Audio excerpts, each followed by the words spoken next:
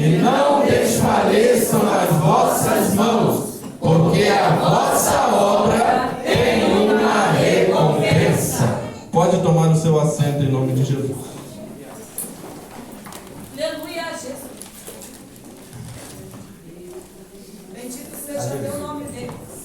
Queridos irmãos, esse texto é um texto muito interessante, sugestivo, e eu acredito que Deus já tenha falado com você desde sexta-feira, vai continuar falando amanhã, pela profundidade que nós temos acerca desse texto.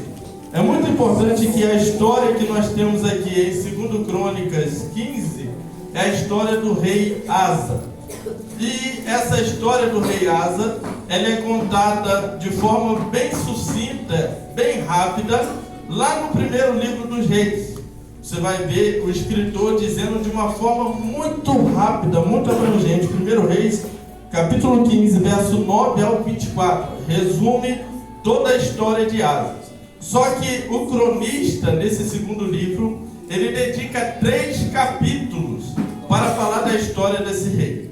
É uma história, irmãos, curiosa, com muitas lições. E apesar do que a gente já tem ouvido aqui desde sexta-feira, alguém pode vir aqui na semana que vem, no mês que vem, no ano que vem, pregar e Deus revelar coisas ainda maiores e mais profundas nesse texto, porque o texto é muito grande, a história é muito profunda, com resultados da ação da mão do Todo-Poderoso através do reinado de Asa.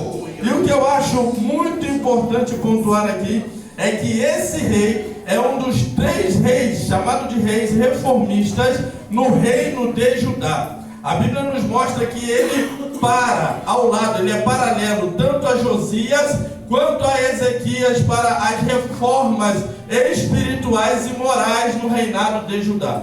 E quando eu olho para a história de Asa, é uma história muito sucinta, muito rápida, mas que nos mostra a bênção de Deus através da sua reforma, daquilo que ele produziu no seu reino. Lembrando que ele teve aparentes 40 anos de reinado, e nesse tempo todo, enquanto ele foi íntegro, a mão de Deus se manifestou em Asa e através de Asa. Então, olhando para esse paralelo aqui muito rápido, para a gente já começar a destrinchar aqui esse texto do tema, eu acho muito importante notar aqui que na abertura do capítulo 14, porque para a gente entender o 15 eu tenho que voltar no 14, no capítulo 14, na abertura, a Bíblia diz aqui que o seu pai Abias acabara de morrer e o seu filho Asa iria tomar o trono de Judá. É muito importante notar que o cronista já abre com uma informação, como é que no tempo dele, ele gozou, desfrutou de 10 anos de paz. Por que ele teve 10 anos de paz? Primeiro,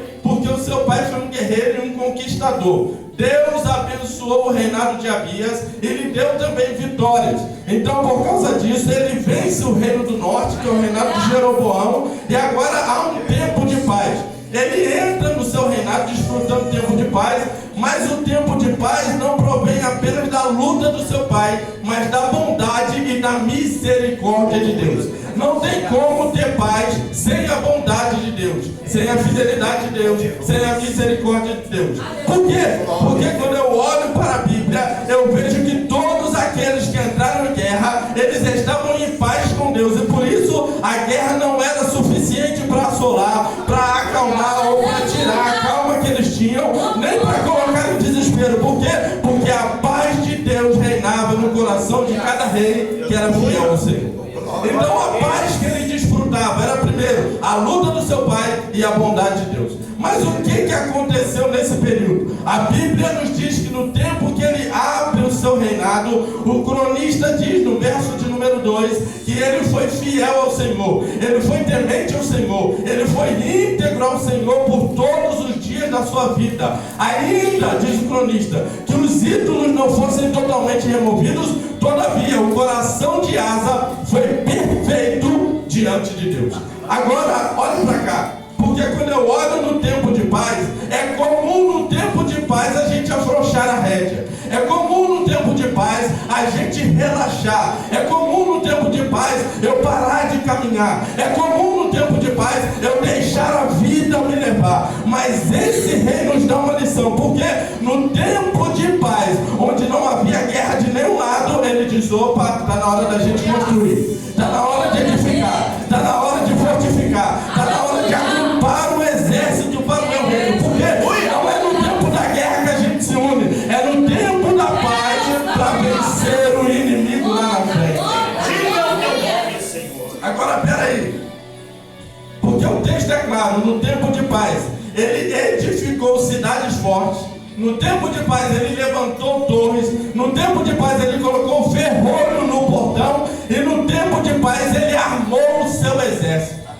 Agora deixa eu te alertar aqui, porque o teu inimigo, ele não te avisa a hora que ele vai te atacar, você precisa estar preparado. Se Asa não tivesse preparado, o inimigo entrava e fazia uma ruaça, mas o inimigo teve que bater em retirada, porque Asa estava equipado. Eu vim para te dizer, é noite de ser equipado. Quando o inimigo vier, tu tem espada do Espírito, tu tem escudo da fé, tem coraça da justiça, esteja preparado para a guerra. Louvado seja Deus. A minha pergunta é, se você está no tempo de paz, como você está se comportando? Glória a Deus. Tem gente que no tempo de paz afrouxa, no tempo da guerra você vê ele na oração, no tempo da guerra ele ora de madrugada, no tempo da oração ele vem na matutina, no tempo da guerra ele vem para culto de doutrina, no tempo da guerra ele está na escola dominical, no tempo da guerra ele está no evangelismo. É só afrouxar que ele para. Aí o inimigo entra e faz uma ruaça. Deus está dizendo, esteja preparado, está na guerra, caminha, está na paz, caminha, está na guerra, ore, está na paz, ore também, está na bonança, ore, está na tempestade, ore também, esteja preparado para o teu inimigo. Asa nos dá uma lição, é tempo de paz, mas é tempo de fortificar. É tempo de paz, mas é tempo de estar preparado. Agora, o que eu acho muito importante notar é o seguinte: a minha preparação não pode anular a minha confiança. Por quê? Lá vem, equipou a cidade, fortaleceu o exército, 580 mil exércitos armados. Aí vem o inimigo, a Bíblia diz que o etíope se levanta como exército. Só que pega aí, ele tem 580 mil e o etíope 1 milhão. Quase o dobro de soldado. E agora, o que nós vamos fazer? Estou preparado, Senhor, mas eu confio em Ti. Por quê? Porque a Bíblia diz, uns confiam em carros, outros em cavalos. Mas a igreja de Bertioga chegou a 40 anos porque não confia em carro e cavalo, mas a confiança está no Senhor dos Exércitos. A Bíblia Sagrada diz que o cavalo prepara-se para o dia da guerra, mas a vitória vem do Senhor. Então, peraí, estão equipados, estão preparados, tem cidade forte, mas quando vem a guerra, o que o rei vai fazer? Orar. Essa oração do rei, ela estava prevista lá na oração de inauguração do templo. Lembra do capítulo 6? Quem lê sabe. No capítulo 6, Salomão faz uma porção de oração e ele não olha só para ele e para sua casa. Ele diz, Senhor, quem orar voltado para esse lugar que o Senhor atenda. E uma das orações dele é, Senhor, se alguém orar no tempo da guerra, voltado para esse lugar, que os teus ouvidos estejam atentos. Que sejam ouvidos. Aí vem o rei Asa e faz o quê? No tempo da guerra o rei está orando, Senhor, tu sabe que ele é mais forte que eu. Senhor, tu sabe que eu sou fraco. Senhor, tu sabe que eu não aguento, mas entra na minha guerra. Oh, aleluia, eu estou dizendo para Asa aqui nesta noite, se você veio buscar ao Senhor para um tempo de guerra, Deus vai pelejar a tua guerra hoje. Assim como ele disse para Josafá, nessa peleja não tereis que pelejar. Parai e vede o livramento, a salvação do Senhor vos dará. É um tempo de guerra, mas a igreja não para de orar. É um tempo de batalha, mas a igreja continua caminhando para cima. O tempo é de guerra. Ele não se desespera. Irmão, tem crente que no tempo da guerra puxa cabelo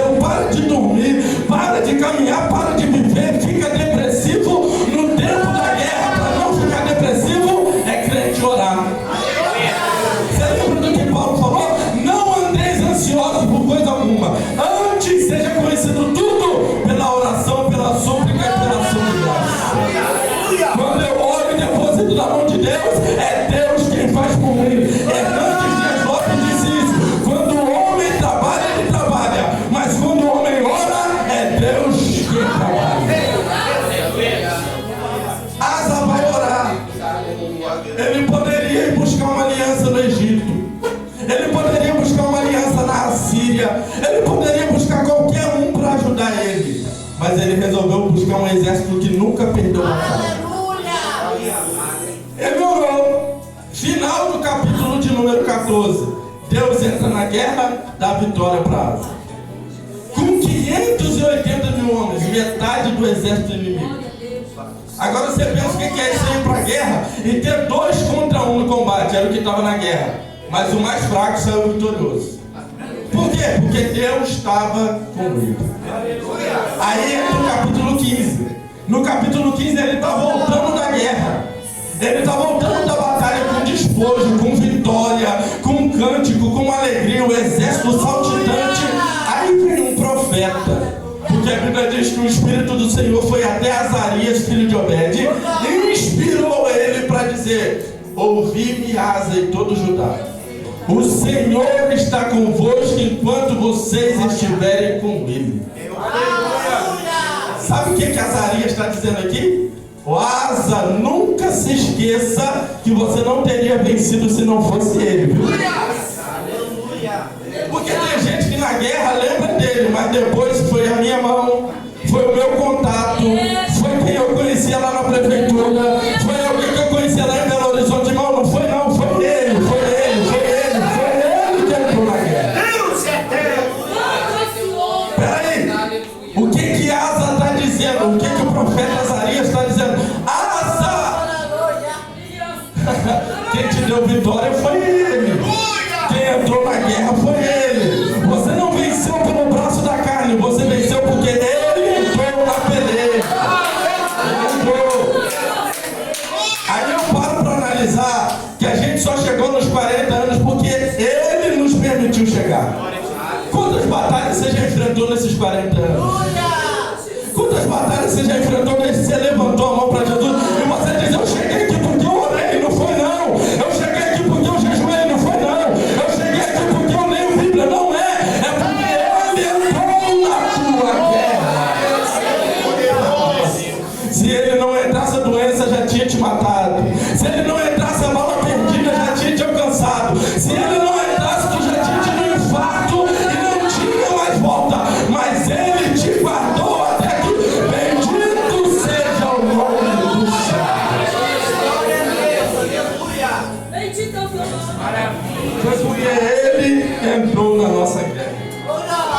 Aí a gente pode dizer como salmista, não é? Salmo 124. Se não fora o Senhor, ora diga Israel, os nossos inimigos teriam nos engolido vivo, mas o laço se quebrou, a nossa alma escapou.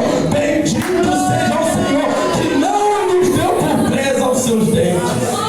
Sabe o que o salmista estava dizendo? Eu já estava com a cara na boca do leão, mas ele foi lá e me arrancou de lá. Bendito seja o Senhor. Asa, tu só venceu porque o Senhor entrou na guerra. Só que vamos lá, para a gente correr aqui. A ênfase da vitória é: Deus estava com vocês. Só que olha o que ele diz: ouvi-me, Asa e todo Judá. Porque a fé tem que ser pessoal. Não era só Asa que tinha que crer, o povo também precisava. Ouvi-me, Asa e todo Judá. O Senhor está com vocês enquanto, é condicional, enquanto vocês estiverem com Ele. Eu não quero viver com Ele, é um direito seu, só não conta com a bênção dele. Eu quero viver longe dele, é um direito seu, mas Deus não é obrigado a abençoar quem não está com Ele. Deus não é obrigado a abrir porta para quem não está com Ele. Deus não é obrigado a dar emprego para quem não está com Ele. Deus não é obrigado a dar casa própria para quem não está com Ele. Deus não é obrigado a dar habilitação, moto, veículo para quem não está com Ele. Se Ele quiser dar bem, é benefício dele. Mas com quem que Deus tem compromisso? Com quem tem compromisso com Ele. Enquanto vocês estiverem com Deus, Deus estará com vocês. Isso aqui é um princípio. Lembra do que Deus disse nos dias de Samuel, capítulo de número 2, versículo 30, Samuel: aos que me honram, eu honrarei. Já leu a história de Salomão? O que Davi falou para Salomão? Meu filho, anda nos meus caminhos. seja como eu fui, ser homem, honra a Deus. Aí lá na inauguração do templo, lembra? A glória desceu, que maravilha, que poder, que unção, que majestade. Aí Deus vai responder Salomão. E o que ele diz a partir do versículo 17? Se tu andares nos meus caminhos, como andou Davi teu pai, obedecer os meus estatutos, os meus mandamentos, as minhas leis, nunca te faltará varão para te suceder no trono. Agora, se você me deixar, irmão, o bicho vai pegar. Irmão, é o construtor do templo, é o filho de Davi, mas nem ele tem regalia. Quer que Deus te abençoe? Viva com ele. Ande com ele. Tenha intimidade com ele. Dê a sua vida para ele. Mas vamos lá, para a gente começar a encerrar. A Bíblia nos diz em Esdras capítulo 8, versículo de número 22. A Bíblia diz assim, a mão do Senhor, é Esdras dizendo para o rei, a mão bondosa do Senhor é sobre todos aqueles que o temem para o bem, mas a sua ira para aqueles que o abandonam. Então, quer viver com Deus? Tem a promessa de bênção. Quer viver longe de Deus? Deus pode te abençoar, mas Ele não é obrigado. O que a Bíblia diz que acontece com quem está longe de Deus? Ira de Deus. Mas vamos lá. O Senhor está com vocês enquanto vocês estão com Ele. Aí a Bíblia continua dando exemplo do passado. É como se o profeta estivesse dizendo assim: vou te comprovar isso pelas escrituras, rei. Vamos lá. Muito tempo Israel teve sem lei, sem profeta, sem sacerdote, sem um líder espiritual para lhe direcionar. Que tempo será que ele está se referindo? Tempo dos juízes. Lembra? Ciclo vicioso de pecado. A nação acostumou a pecar. No meio do pecado vem a opressão. Mas é fácil, eu clamo a Deus, Ele vem e me socorre. Depois eu volto para a vida que eu vivia. Aí olha o que ele diz: vocês até tinham o benefício da mão de Deus.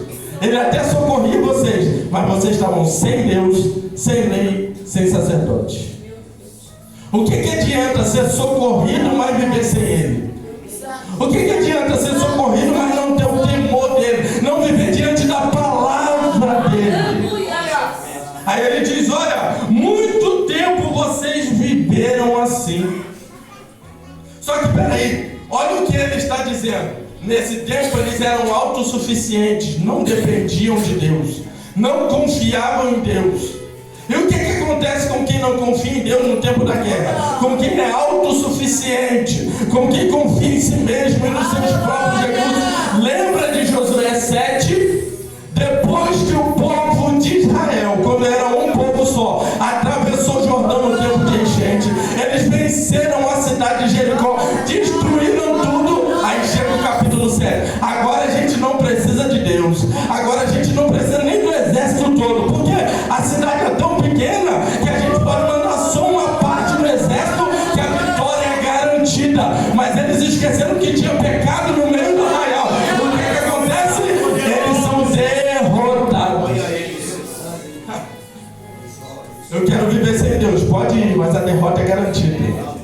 Eu quero viver sem concluir a vontade de Deus para mim, pode ir, mas não é sucesso de vitória. Quer ser vitorioso? Quer? O Senhor está com vocês enquanto vocês estiverem com Ele. Venceu até hoje, venci. Quer continuar vencendo? Quero. Tenha Deus na sua vida, não abra mão da presença de Deus, porque a maior recompensa que nós vamos ter é a presença de Deus na nossa vida.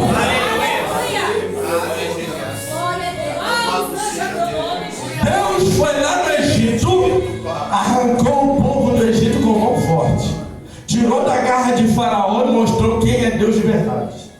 Aí vem o povo. Como que o povo se comporta no deserto? Idolatria, murmuração. Não viviam debaixo da potente mão de Deus. Queriam a provisão de Deus, mas não queriam Deus de verdade. Agora, olha só que coisa linda. Quando Deus se irou de uma forma terrível com o povo, Ele falou: Moisés, eu vou exterminar esse povo. Chega, acabou de dar oportunidade. Eu não aguento mais, Moisés. Aí Moisés foi e suplicou pelo povo. Deus ouviu, mas falou assim: tá bom, vou dar outra oportunidade, mas eu não vou não. Nunca mais eu entro na frente desse povo. Agora eu mando um anjo. Moisés falou: Senhor, com todo respeito, o Senhor pode me dar milagre, o Senhor pode mandar anjo, arcanjo, querubim, serafim, pode fazer fogo descer do céu, mas eu não quero isso. Eu quero a tua presença. Se ela não for comigo, não adianta ter milagre. Se ela não for comigo, não adianta ter profeta me bajulando. Se ela não for comigo, não adianta ter provisão. O que eu quero não é só a provisão, eu quero a tua presença comigo. O Senhor está com você enquanto você está com Ele. Mas vamos lá. Ele dá a instrução de como era Israel sem Deus. Um tempo de pecado. E o que eu acho lindo é que são as pequenas coisas que nos derrubam. Como no caso de Acã, uma capa. Por causa de uma capa, uma cidade toda venceu a guerra. Uma cidade frágil, pequena. Era fato que a vitória estava garantida. Até pelos olhos carnais estava fácil de vencer. Mas eles fracassaram em coisas pequenas. Agora vamos lá. Ele mostrou tudo isso. Mas lembra do que eu falei? Asa foi um dos reis reformistas. E diga-se de passagem, ele foi o primeiro rei reformista. A gente fala muito de Josias, a gente fala muito de Ezequias, mas esse aqui foi o primeiro, foi o que abriu um caminho para todos dois. E o que aconteceu no tempo dele? Olha que reforma grande que ele fez. Ele tirou os altares que estavam ali desde o tempo de Salomão. Porque você lembra que Salomão fez muitas alianças com reinos estrangeiros e ele permitiu que as suas mulheres tivessem deuses para idolatrar na terra de Judá. Agora quando ele vem tirando. Detalhe, ele é bisneto de Salomão. Ele vem tirando aquilo que o seu bisavô colocou. E não só isso, a Bíblia diz lá no capítulo 15, lá no final, que até a sua avó, Maaca, ele tirou. Por quê? Porque ela tinha feito deuses indecentes para adorar. E o que ele fez com esses deuses? Ele enterrou? Não. A Bíblia diz que ele quebrou e queimou. Sabe o que é isso? É acabar de uma vez com todas, com aquilo que destrói a nação. Porque não adianta enterrar aquilo que eu sei onde está e posso achar de novo. Para mim, ver Deus agir, eu tenho que desfazer, abrir mão daquilo que me atrapalha da comunhão com Ele. Peraí, olha que reforma profunda que ele fez. E mais, ele não só tirou deuses idólatras, ele disse: ó, tem que adorar o Deus verdadeiro. E se eu não quiser adorar, vai morrer. Isso é muito duro, está na Bíblia, irmão, está na Bíblia. Quem não adorar vai morrer, acabou, pronto. Se Jezabel podia fazer isso para idolatria, ele podia fazer para o Deus verdadeiro. Quem não adorar o Deus verdadeiro vai morrer, acabou. Deus viu e falou: gostei de tu, rapaz, vou te abençoar. Levantou o profeta, mostrou como era Israel sem Deus, mas para exortar, para incentivar que ele continuasse nessa reforma que não havia sido concluída ainda, ele disse: ó, mas esforçai-vos e não desfaleçam as vossas mãos, porque a vossa obra tem uma recompensa. Que obra é essa? A obra da reforma. Ele está dizendo: Asa, você até começou, mas falta terminar. Porque tem gente que é assim: pastor, agora eu vou pegar firme, agora eu estou crente de verdade, agora eu vou para cima. Passa 2 semanas, ele desfalece a mão, ele para de esforçar. E Deus está dizendo nessa festa para nós: esforçai-vos e não deixe a mão retroceder. Colocou a mão, continua. Está doendo, continua. Estou chorando, continua. Alguém me olhou de cara feia, continua, porque a obra tem uma recompensa.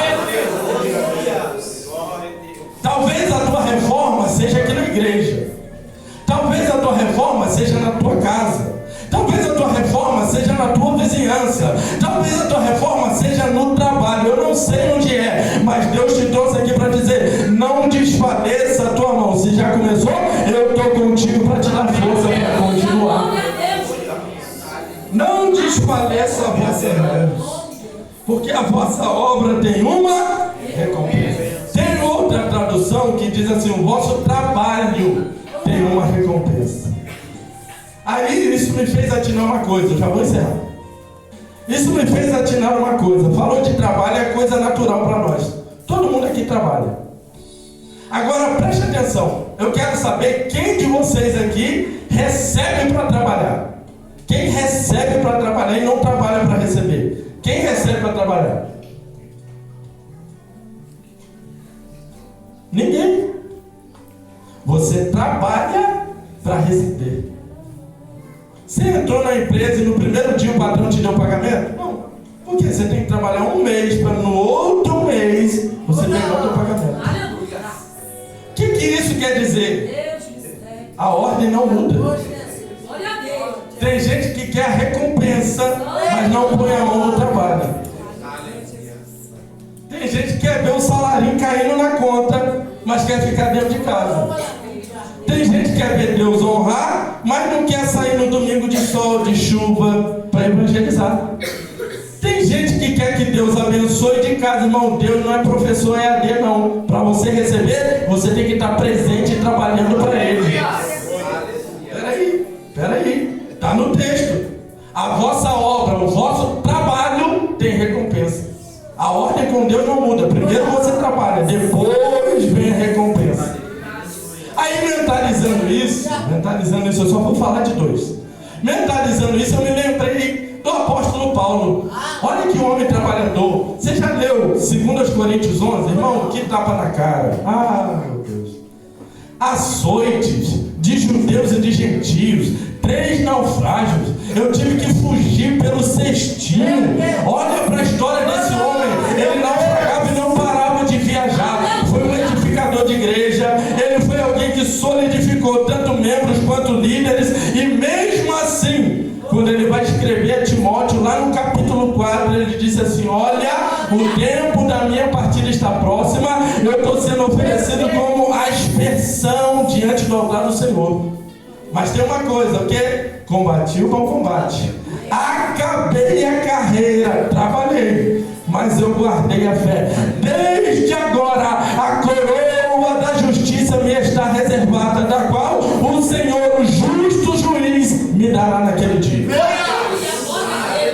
O que Paulo está dizendo aqui? Aqui na terra o meu julgamento diante de César foi injusto, porque eles me julgaram e disseram que eu sou condenado por pregar a Cristo. Mas não tem problema não. Eu não confio no julgamento da terra, porque tem algo maior preparado para mim no céu. Tem recompensa para você, tem recompensa para a igreja do Senhor. Vale a pena trabalhar na obra, porque a nossa obra não é em vão no Senhor, ela tem uma recompensa. Aí você diz, mas é Paulo. Agora eu vou apelar, porque eu vou falar do homem, o maior de todos, Jesus Cristo. Ele veio na terra com uma missão, com um trabalho. Qual é? Nos redimir, nos trazer de volta para Deus. O homem rompeu essa relação, mas ele é a ponte que nos leva de volta.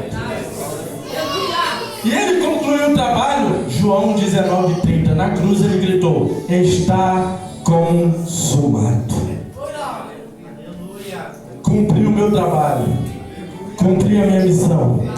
Aí o escritor dos Hebreus captou isso. Capítulo 12, versículo 2: olhando para Jesus, autor e consumador da nossa fé, o qual, pelo gozo, pela alegria que lhe estava proposta, ele suportou a cruz, desprezou a afronta. Você está achando que porque foi para ele foi fácil? Não foi não. Suportou o peso da cruz, peso de pecado. Suportou a afronta, desprezou a afronta, porque era afrontoso para qualquer judeu morrer no madeiro, era maldito pela lei, mas ele desprezou a afronta. E aí qual o resultado? Agora ele está à destra de Deus. O apóstolo Paulo diz, Filipenses capítulo 2, que de sorte que haja em nós o mesmo sentimento que houve em Cristo Jesus, o qual não teve por usurpação ser igual a Deus, mas ele humilhou-se e fez-se homem, e na forma humana foi achado como servo, e ele humilhou-se até a morte, e morte de cruz. E aí, pelo que Deus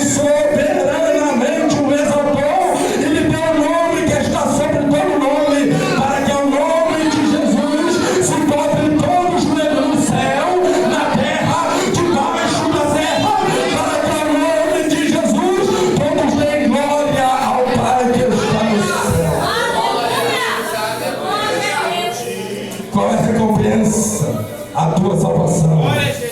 Aleluia. A tua recompensa pode não ser um cargo na igreja. A tua recompensa pode não ser um dia pregar aqui. A tua recompensa pode não aparecer num cartaz. Mas saiba de uma coisa: se você suportar, há uma recompensa preservada no céu para a igreja do Senhor. Deus te abençoe. Agradeço a oportunidade de